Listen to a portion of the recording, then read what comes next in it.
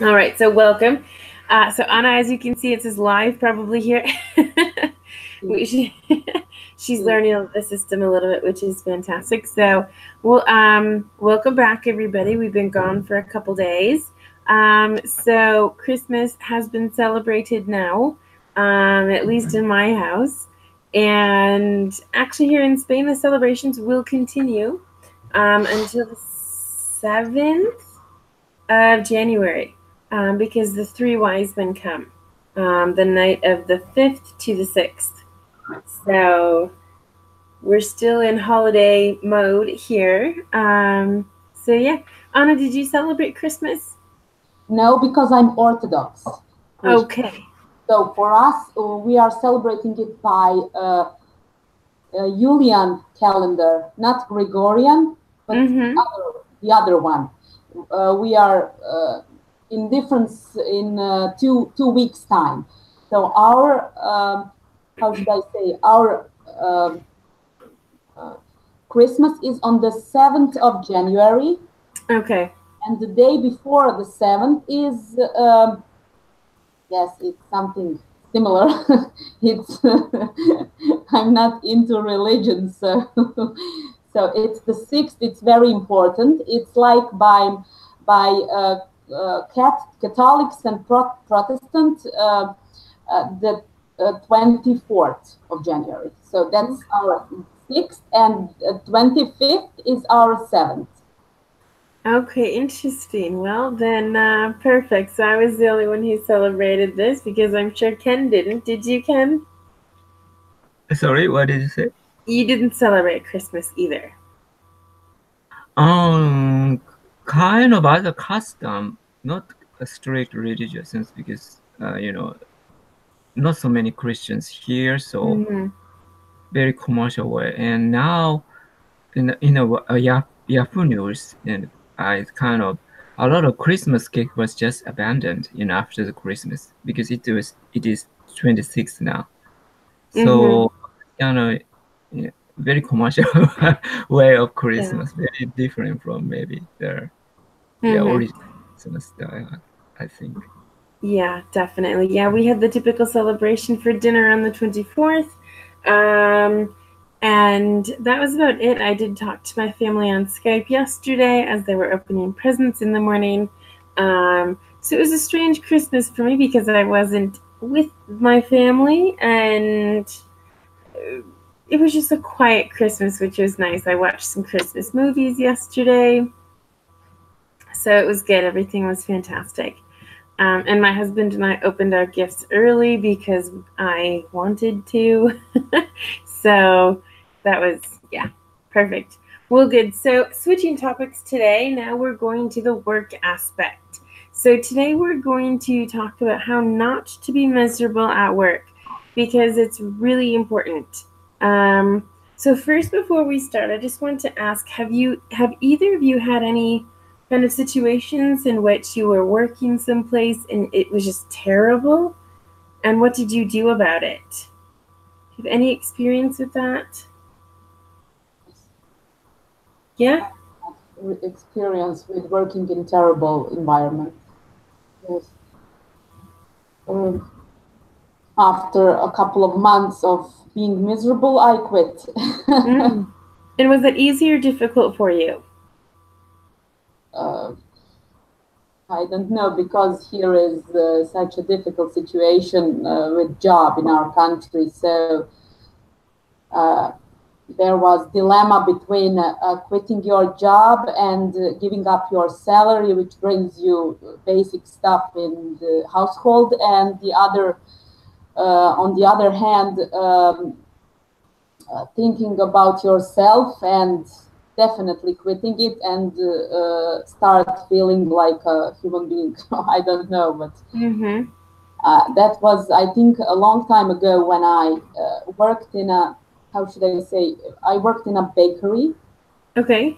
That was working with a group of people. That was open group, and the payment was so miserable, and working hours were so high, and yes, I wasn't satisfied, and then I quitted that job, and I started giving classes, English classes to elementary kids.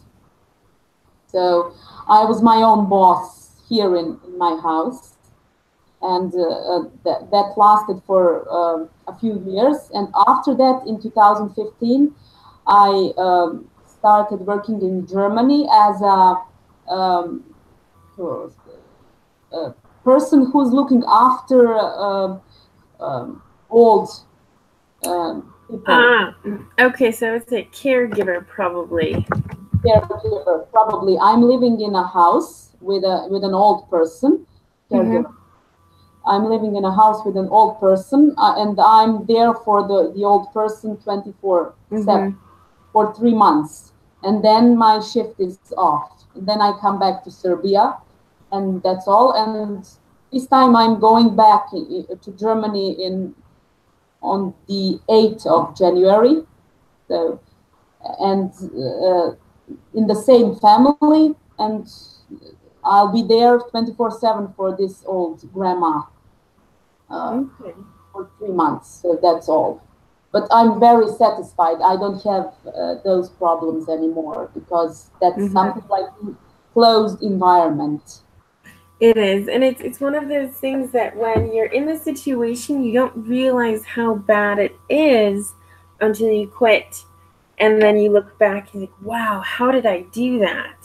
So good. Well, I've never really had the situation of that it was such a miserable job. Never. I've always had pretty good jobs. I was a waitress for a long time, and I enjoyed it. I like to be organized and to joke with people, so it was kind of a good experience for me. But as a bad job, I've never had that.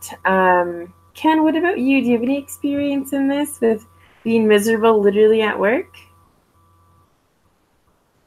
Sometimes, but not kind of some part-time job were miserable, and so I quit actually. Yeah. Good. And so how long were you working at that job before you quit? Well, several days or so, yeah. Okay, so not very long. Yeah, not long, yeah. Okay. Well, I know the same thing that Anna was saying. Here in Spain, there's a huge issue with jobs and, finding a job.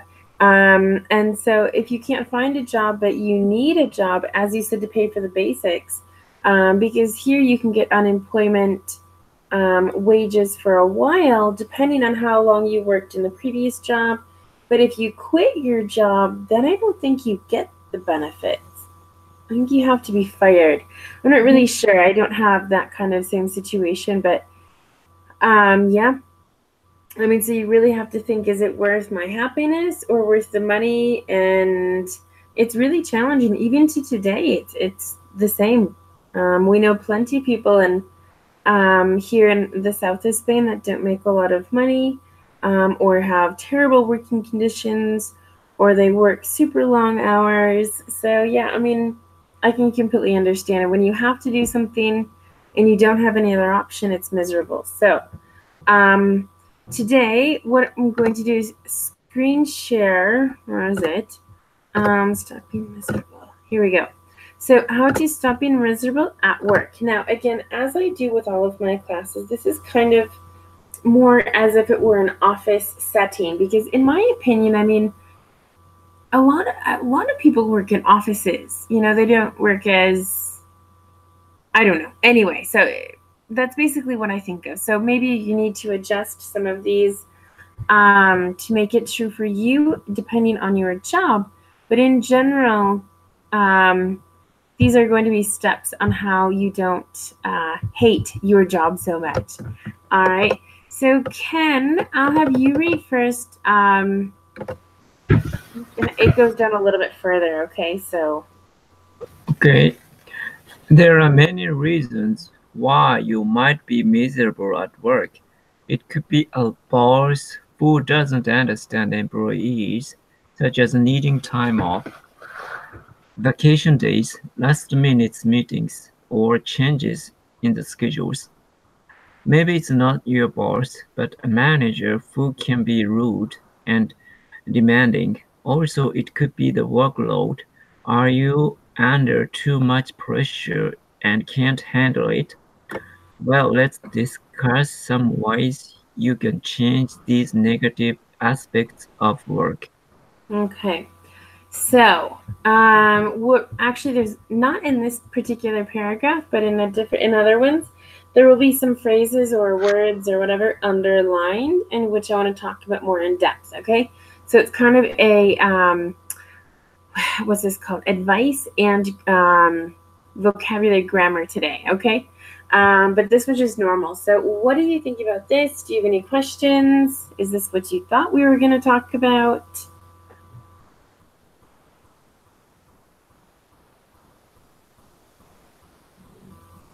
No comments. No comments. I think that is very, these two reasons are very common reasons for being miserable at work. So either it's your boss or your manager. Well, exactly, or the workload. Like I said, I think I got a little of everything in here. The amount of work that you have to do, either putting too much pressure on you. I have a friend who sells insurance, and every month, if he doesn't sell, what's it called? I can't think today. I feel like I'm on holiday still on vacation.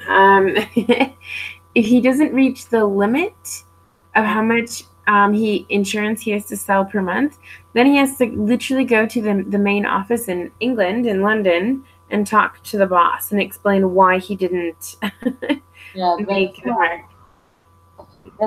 That is so stupid, and that makes you feel like an idiot. And it's not up to you; it's up to some higher circumstances. It's not always up to you, because only if you're a robot you can.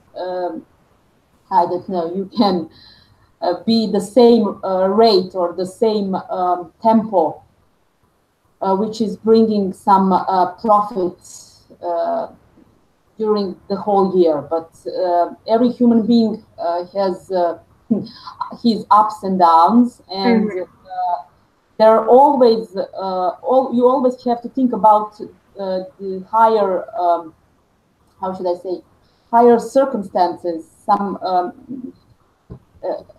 vis major, higher, how should I say?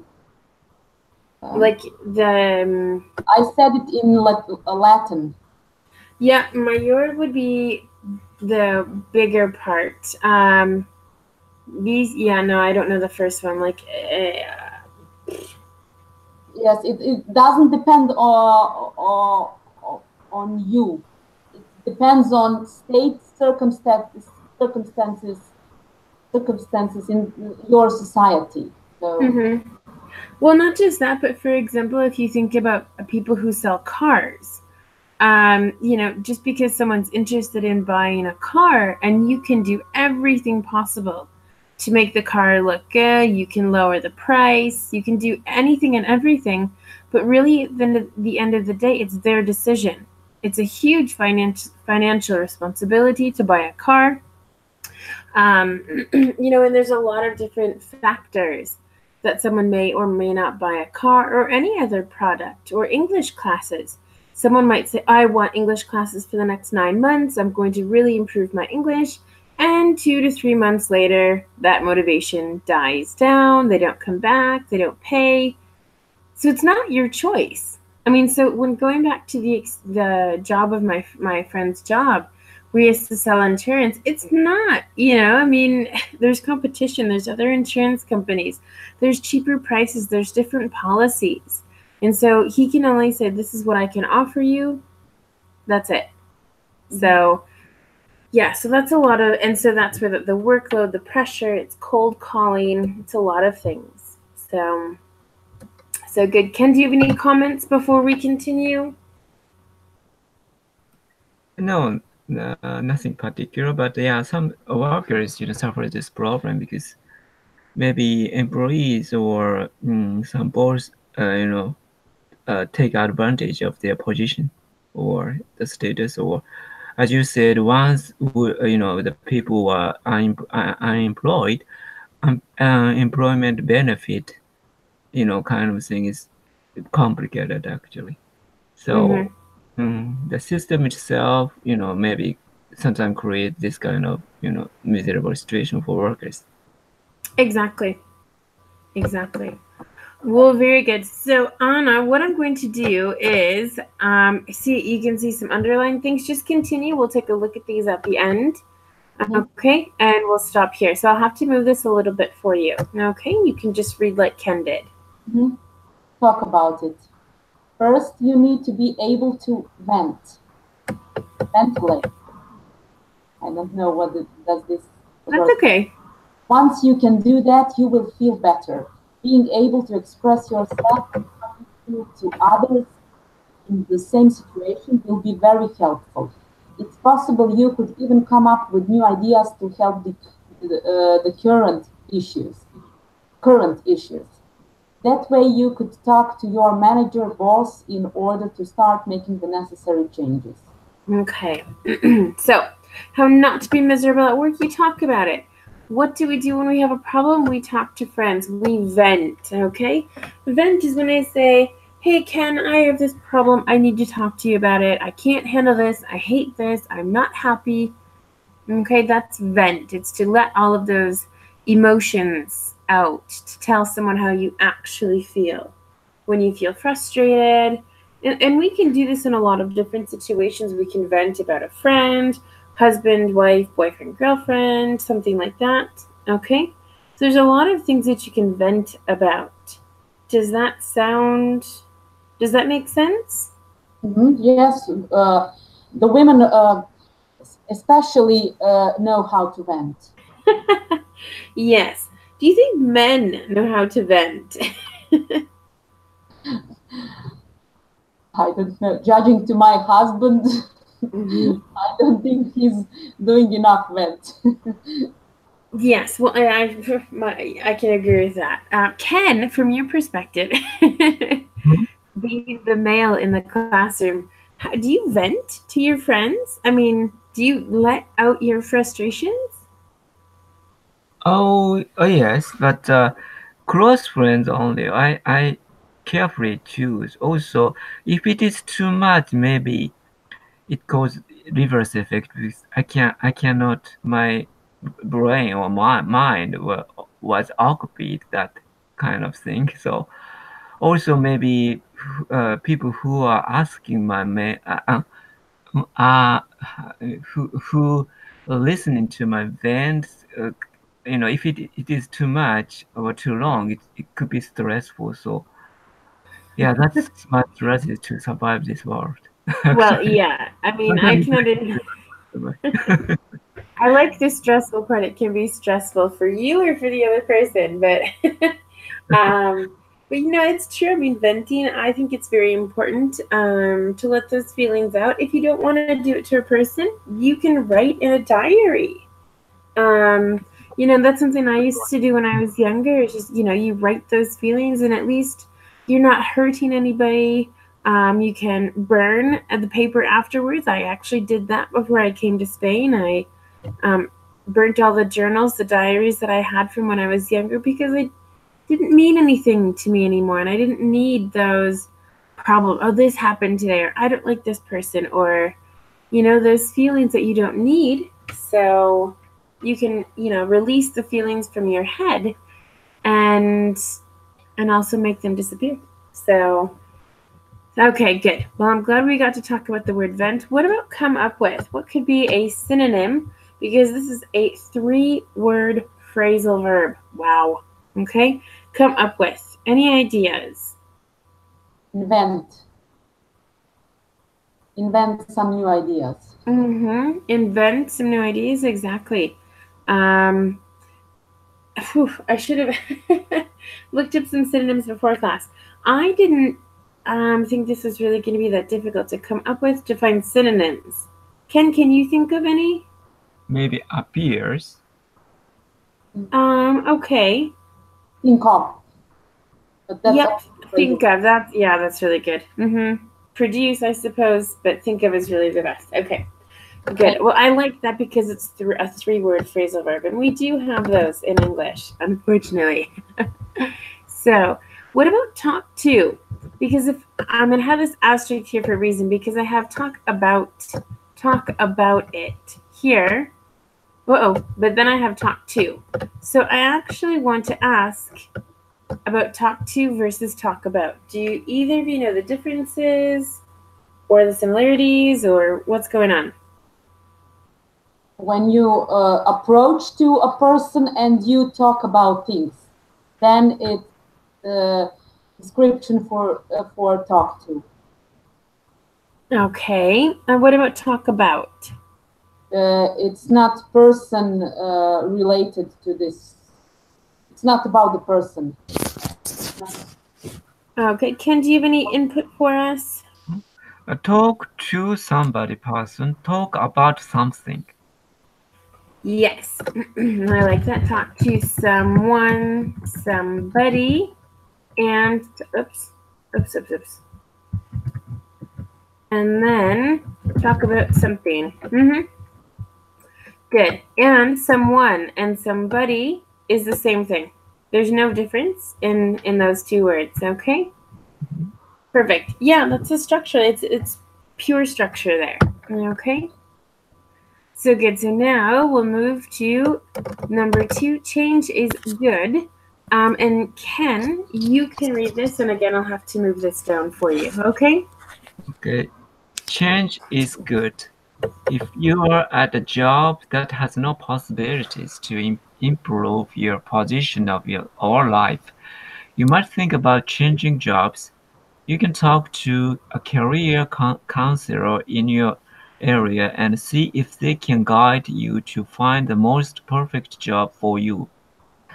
Also, there are tests online which can do the same. Once you start looking into a different field of work, you should be motivated to start studying or taking some classes that are necessary for this change. Okay. So good. Okay, so change is good. So basically, what I've written here is that it's okay if you don't like your job, change. Anna was saying that she did that, working at the bakery compared to teaching English, and now taking care of elderly people. And that's great change. You don't have to stay there because, again, of the money or whatever.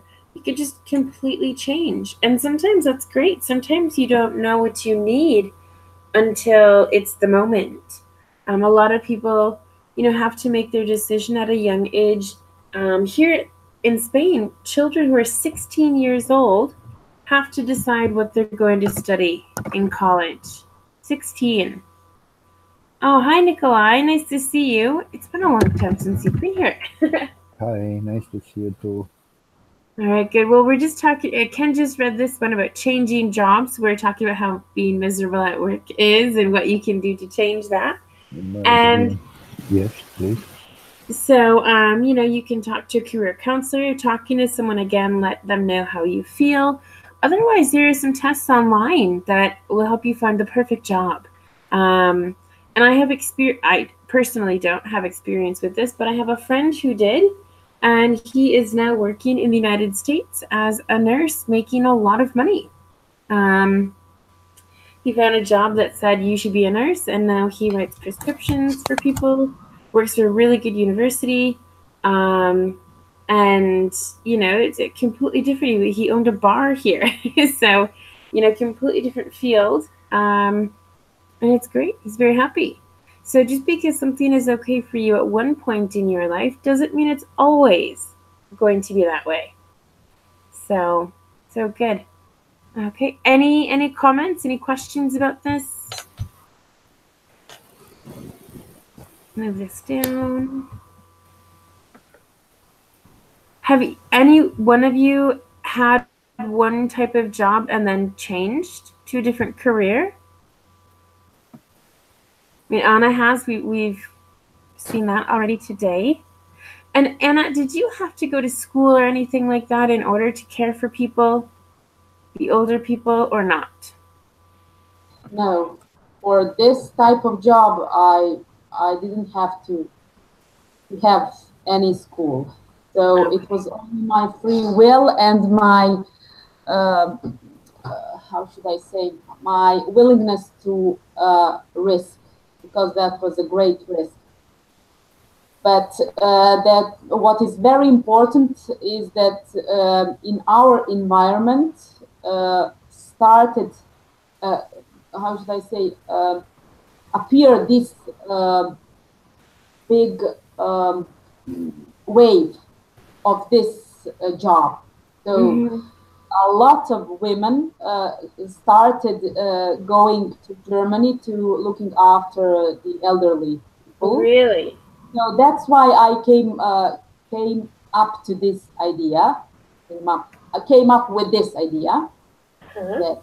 So that was only I got the idea only in life. I didn't search on the internet. So that's life brought this idea to me. Okay. So how close is your language to German? I mean, is that easy or difficult for you? Totally different. My language is Slav family of languages. Slavic family of languages. German is Germanic, like English. There are very lots of words which are similar to English language from German. Okay. And what I've noticed that there are also similarities to French. So there are similarities between French and German. Really? Well, I know in English as well, we've stolen a lot of words from a lot of different languages. So, yes, I mean, but French and English are very similar. If you know English, you can learn French very fast, or only basic level of French. But there is also a connection between English and German. So. Right. Yep, I completely agree. Because we use a lot of French words in English. I know, for example, in American English, we say, what's the word? Eggplant. And in British English, they say aubergine, which is the French word. So we've actually stolen words from the French language, and déjà vu, and things like that. So good. Okay, perfect. Ken, have you ever changed fields of work, or have you always been in the teaching world? I changed the field of work, and so I went to the university. Okay. Do you want to tell us what you did before or not? Before, I used to work at the driving range. Really? Yeah. So very different field and interesting. But and I entered a kind of night school of the university, and because my friend went there, so I asked him how to enter the university, because it has not only the test, not only the English but also the other subjects. So he said there is a kind of test exam for adults. So I tried, and I continuously learning English. Was learning English. At that time, so I tried the test, and yeah, that's the starting point of my new career. Okay. Do you want to tell us how old you were or not? You can give us the decade if you want. Not so young, actually. Ken's very private, okay? No, that's But yeah, kind of night school of the university is interesting, because a lot of different generation are, studying together, actually. Yeah, absolutely. And then once you get older and you go back to university, you feel a little bit older, but it's also different because when you're at university the first time, you're there because you kind of have to be, or you should be, but you're maybe not 100% integrated into studying all the time and things. So it's quite a different experience. I think so, yes. Because if I went there, in a younger age, like teenagers, maybe regular age, maybe I couldn't understand what the professor is trying to teach. Think about yourself. But maybe Exactly. I just think about how to get the credit only, not take care of so much about the content of the class. Exactly. I'm sure. Yeah, that I'm sure happened to me as well. But anyway, I got through all of my exams. So, Nikolai, what about you? Are you working right now? Yes, yes, I'm working. Can I ask what you do? Electronic field. Okay. Like you go to people's houses and fix the electricity? Could you repeat, please? I'm sorry. Yes. So you maybe go to buildings or people's houses and fix their electricity. No, electronic, not electricity. Electron. So IT, like Yes, okay. IT. Program, computer, that kind of thing, software. And other automatization. Okay. And have you always done similar work? Yes. Okay. But what you said about exchanging the job, maybe it is true in your country, not in our country. Okay. Okay. Interesting.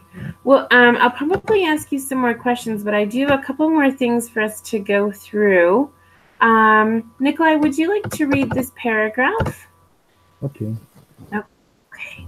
Sorry for my next mistakes. You're fine. It's never too late to find a job that satisfies you professionally. Having a job that makes you feel good is a huge part of your life. If you believe it or not, going to a job you hate 5 days a week is not going to bring you morale up. So take that step to finding a job that will bring you happiness and a new outlook on life.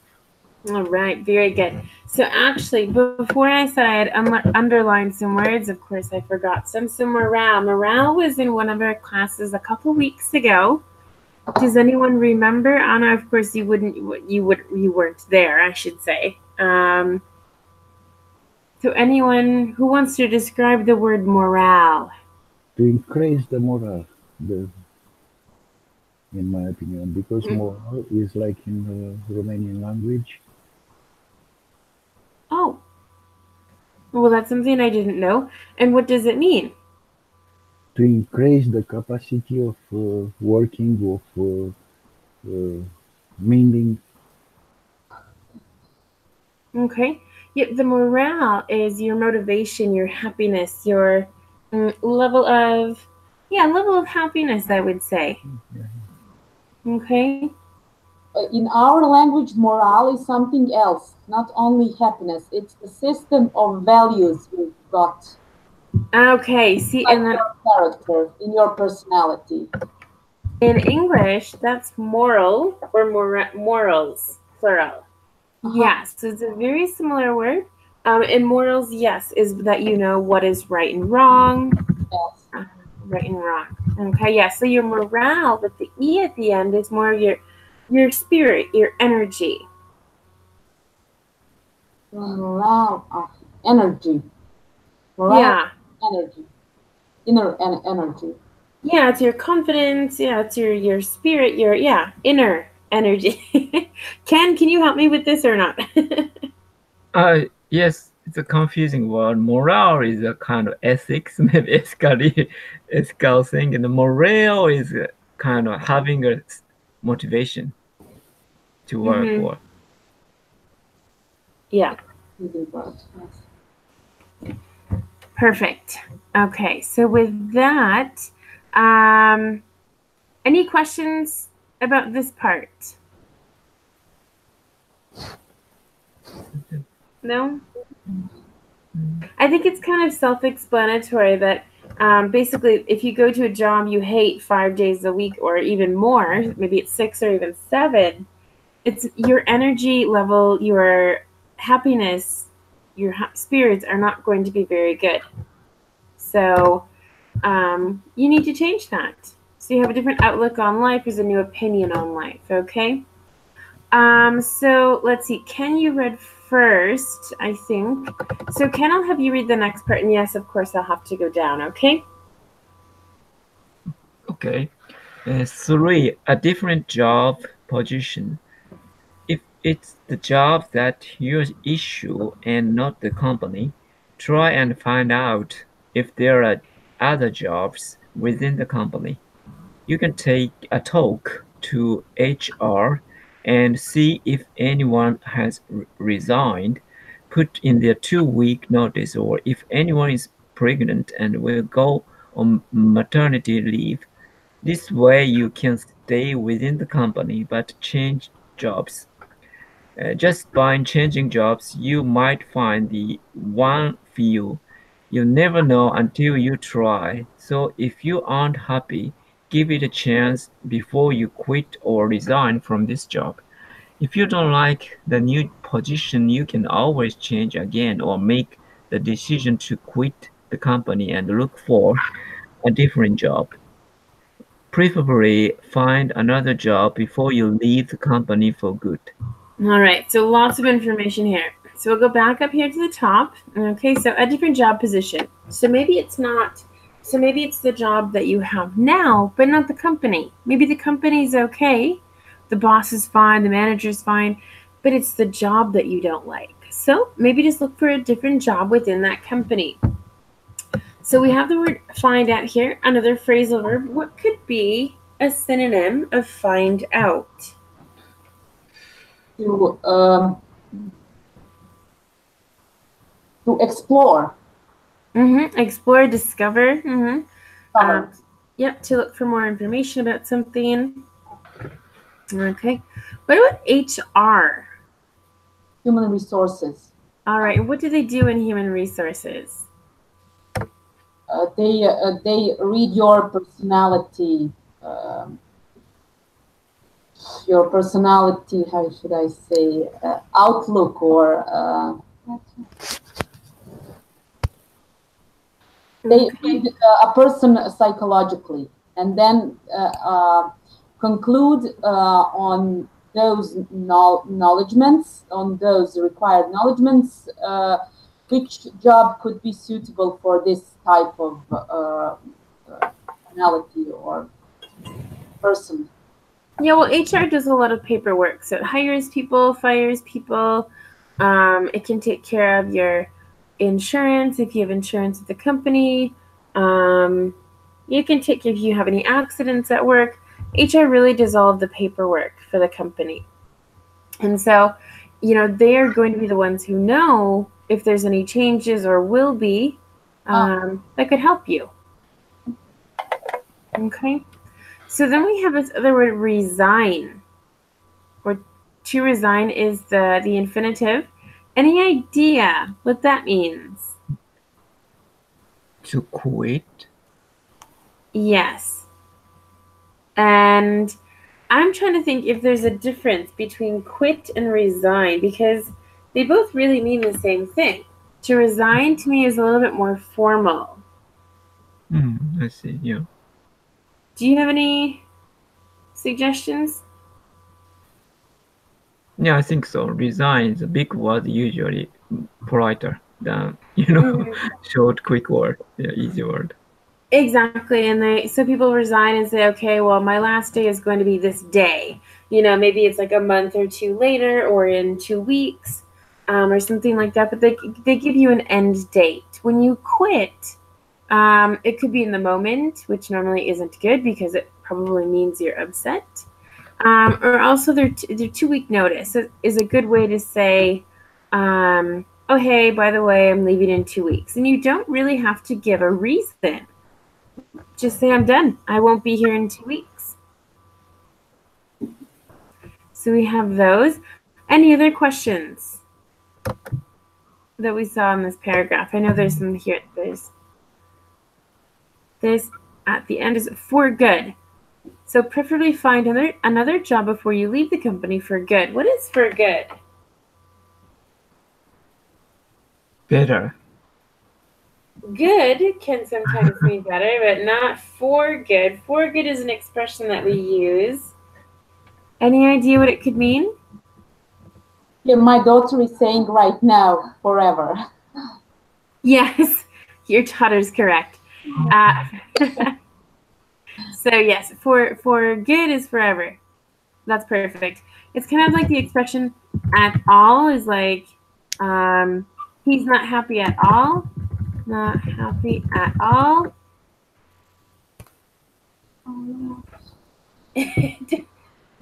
Anna, does your daughter know that one? He's not happy at all. At all. Yeah, at all.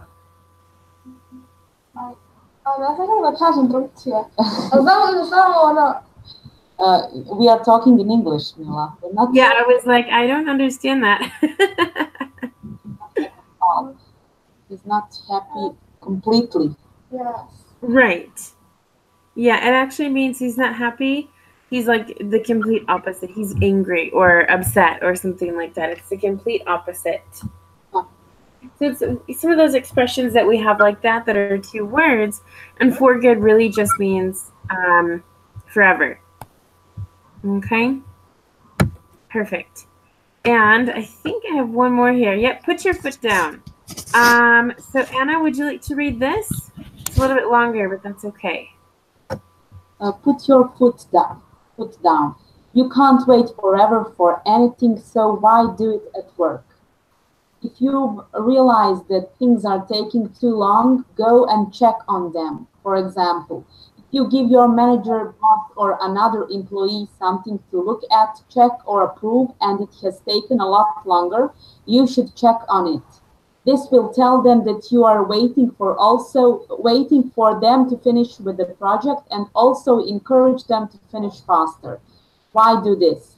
Do this to show them that your work is important too, and you can't wait forever because it isn't productive for you or the company. All right, very good reading. Thank you. So put your foot down is an expression that we have. Who can explain that? Ooh, put your foot down. Who's typing? Ken, is that you? Ken likes to cheat. No worries. I'm checking the Japanese English dictionary. I need to translate. Ah. Is it conquer something or? To put your foot down just means to be insistent. To be insistent to say, no, stop here. I'm going to take control of the situation. Okay, so put your foot down. It's like when you quit the bakery, Anna. Okay, you said, you know, until here is where I'm going to work, and I'm going to stop now and finish now. That's it. I can't do this anymore. So in this case, with the example of, okay, so you've given, let's say, your boss a project to look at, and maybe they said, oh yeah, I'll give it to you in 24 hours. It's now been 48, and you can't wait any longer. You need to continue and say, hey, I need this. Come on, hurry up.